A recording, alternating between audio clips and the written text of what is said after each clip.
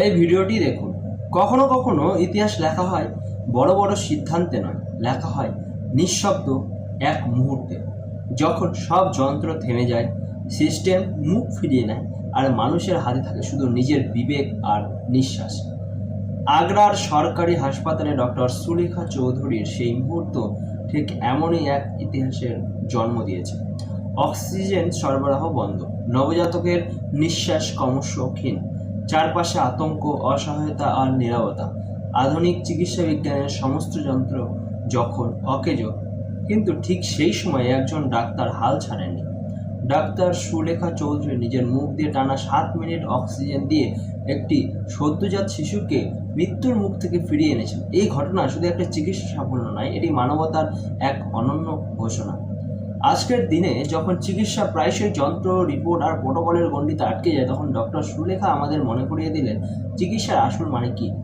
Doctor হওয়া মানে শুধু ডিগ্রি বা পদবি নয়, ডাক্তার হওয়া মানে একজনের প্রয়োজনের সবটুকু উজাড় করে দেওয়া, নিজের নিঃশ্বাস দিয়ে আরেকটি প্রাণ বাঁচানো। এরা কেবল সাহস নয়, এটা আত্মত্যাগের চরম উদাহরণ। এই ঘটনায় আরও একটা নির্মম সত্য সামনে আসে, আমাদের সরকারি হাসপাতাল ব্যবস্থার ভঙ্গুরতা। অক্সিজেনের মতো মৌলিক প্রয়োজন যখন ব্যর্থ হয়, তখন কত জীবন ঝুঁকির মুখে পড়ে তা আমরা বারবার দেখেছি। কিন্তু এই ব্যর্থতার মাঝেও ডাক্তার সুলেখার মতো মানুষরা প্রমাণ করেন সিস্টেম ভেঙে পড়লেও মানবতা ভাঙে না। একজন নবজাতক মানে শুধু একটি শিশু নয়, সে মানে একটি ভবিষ্যৎ, একটি পরিবারের স্বপ্ন, একটি সম্ভাবনার শুরু। সেই ভবিষ্যৎ আজ বেঁচে আছে শুধুমাত্র একজন ডাক্তারের অদম্য মানসিকতা আর মানবতার জন্য। ডাক্তার সুলেখা চৌধুরী সেদিন শুধু একটি শিশুকে বাঁচাননি, তিনি আমাদের সমাজের বিশ্বাসটাকেও বাঁচিয়েছেন। বিশ্বাস যে এখনও মানুষ আছেন যারা পেশাকে ধর্মের মতো পালন করেন।